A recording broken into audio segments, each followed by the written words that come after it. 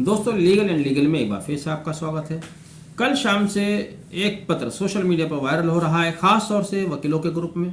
तो चूंकि वकीलों के ग्रुप में था, मुझे भी लगा कि शायद किसी वकील साहब का कोई लड़ाई झगड़ा हुआ है। पत्र है एक शिकायती पत्र जो कि थाना अध्यक्ष हजरतगंज को दिया गया है कि किसी वकील साहब ने दिया होगा। लेकिन जब पढ़ा तो इसमें देखकर हैरानी हुई कि तो न्यायाधीश महोदय द्वारा दिया गया है।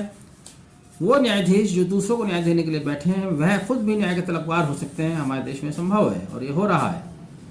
लेकिन इससे ज़्यादा हैरानगी तब हुई जब आप इस पत्र को पढ़ते हैं कि उन्होंने अपनी तहरीर में क्या लिखा है, क्या वो कहना चाहते हैं, क्या माजरा है। पहले तो आपने पढ़ा इस पत्र को, फिर दोबारा जब आप पढ़ेंगे तो उत्सुकता के साथ पढ़ेंगे। ये इस पत्र की विशेषता है। इन्होंने हेडिंग लिखा है, पहले इनका विषय देख लीजिएगा। आज हम इसी पर चर्चा कर रहे हैं। बीच रोड पर मेरी गाड़ी रोककर मेरी हत्या करने का प्रयास व मेरा कॉलर पकड़कर गाली गलौज करने तथा गाड़ी के नीचे पटककर मेरी हत्या किए जाने का प्रयास किए जाने के संदर्भ में इन्होंने महोदय सेवा में अपना नाम लिखा है। बताया कि मैं अपर जिला एवं सत्र न्यायाधीश विशेष न्यायाधीश पॉक्सो एक्ट लखनऊ के पद पर तैनात हूँ।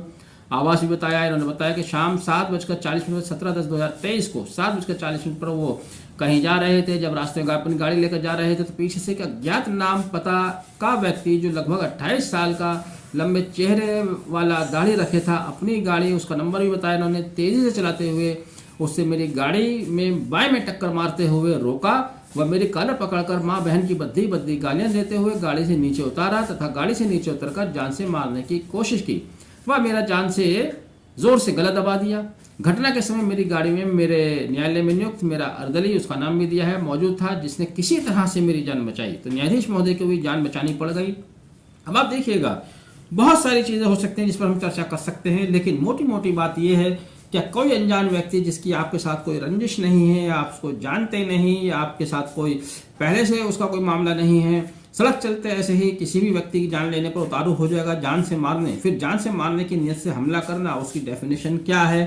क्या न्यायाधीश महोदय ने उस डेफिनेशन को देखा? हालांकि ये भी देखिए, ये प्रार्थना पत्र 17 तारीख को नहीं दिया गया, अगले दिन 18/10/2023 को दिया गया। बहुत सोच समझ कर दिया गया। बहुत सोच समझने के बाद ये जिस तरह से लिखा गया है उसको पढ़कर हैरानगी हो रही है। विषय में वो लिखते हैं कि गाड़ी के नीचे घसीट कर मारने की कोशिश की गई, लेकिन जब आप इसमें आते हैं पत्र में, यहाँ कहीं भी इसकी बॉडी में इस तरह की कोई घटना नहीं लिखी गई है। तो सवाल यही है कि जान से मारने की नीयत से हमला करना, उसकी डेफिनेशन क्या होती है, उसकी वजह क्या होगी? क्या बिना किसी इंटेंशन के, बिना किसी रंजिश के कोई व्यक्ति किसी की हत्या करने पर उतारू हो जाता है? बड़ी अजीब सी बात है। और न्यायाधीश महोदय द्वारा ये पत्र दिया गया है थानाध्यक्ष को, और अब लिखा गया है आखिर में, देखिए इन्होंने प्रार्थना क्या की है कि उक्त व्यक्ति द्वारा न्याय के अधिकारी के साथ इस तरह का अपमानजनक व हत्या करने का प्रयास किया गया है। उक्त अपराध की गंभीरता को देखते हुए मेरी प्रथम सूचना रिपोर्ट अति शीघ्र दर्ज करने, दंडात्मक कार्रवाई करने की कृपा करें जो न्याय हित में आवश्यक है, जिसके लिए प्रार्थी आपका सदैव आभारी रहेगा। प्रार्थी न्यायाधीश है, कोई साधारण व्यक्ति नहीं है। भाई आप न्यायाधीश हैं, न्यायाधीश महोदय। आम व्यक्ति से भी सवाल किया जाता है कि जब कोई घटना घटी तो क्या आपने 112 पर कॉल की? नहीं की। थाना हजरतगंज वहाँ से कितनी दूर था? आप 7:40 की घटना बताते हैं, आप तुरंत थाना क्यों नहीं गए अगर आपने कॉल भी नहीं की थी? फिर जब आप न्यायाधीश ठहरे तो आपको तो एसएसपी महोदय को अपने पास बुलाना चाहिए था। आपके आदेश पर वो आपके पास आते। अगर वो आपका आदेश नहीं मानते तो आप एसपी महोदय को बुला लेते। एसपी महोदय भी आपका आदेश नहीं मानते तो उस क्षेत्र के सीओ को ही बुला लेते। और अगर सीओ भी नहीं मानते तो थाना अध्यक्ष तो बुला ही सकते, तो बुलाकर केवल घटना के बारे में बता देते, उसके बाद वो कार्रवाई कर लेते अपने हिसाब से। क्योंकि जिस तरह की बात बताई जा रही है इस प्रार्थना पत्र को पढ़ने से साफ जाहिर है, इन्होंने खुद उसको जाहिर कर भी दिया है। आखिरी पैरा जो इन्होंने लिखा है वो भी पढ़ देता हूँ। वह व्यक्ति मेरी बाईं साइड का शीशा तेजी से पीछे की तरफ मोड़ते हुए वह अपनी गाड़ी का अपनी साइड का शीशा तेजी से बंद कर मुझे माँ बहन की भद्दी भद्दी गालियाँ देते हुए भाग गया।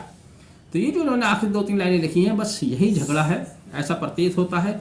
लेकिन इस झगड़े को न्यायाधीश महोदय, इतने बड़े अधिकारी, हत्या के प्रयास में तूल देना चाहते हैं, जबकि उन्हें यह भी जान लेना चाहिए कि भारत का कानून इतना लचीला है, इतना आसान है कि इसको कोई भी व्यक्ति अप्रोच कर सकता है, एक साधारण व्यक्ति भी अप्रोच कर सकता है।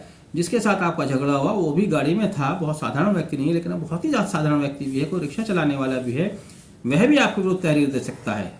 उसकी तहरीर पर मुकदमा दर्ज थाना नहीं करेगा, ये बात सही है, तो मजिस्ट्रेट के यहाँ जा सकता है कंप्लेंट में। कंप्लेंट भी दर्ज नहीं होगी आपके प्रभाव के चलते, ये भी बात सही है, तो वह सेशन जज के यहाँ जा सकता है, वो भी शायद आपको फेवर कर जाए, आपको बचा ले। तो हाई कोर्ट अगर वो चला गया तो आपके तो सारे कैरियर पर ही परसेंट चिन्ह लग जाएगा। हाई कोर्ट के बाद सुप्रीम कोर्ट का भी रास्ता है। तो हमारे न्यायाधीश भी इस तरह के झगड़ों में फंस रहे हैं, वह भी न्याय मांग रहे हैं, तो आम जनता फिर किसके पास जाएगी? उसका तो वैसे ही विश्वास कमज़ोर पड़ रहा है, आप उस कमज़ोर को और कमज़ोरी प्रदान कर रहे हैं। तो इस तरह की चीज़ों से अधिवक्ताओं को भी, न्यायाधीश तो बहुत बड़ी बात है, बचना चाहिए।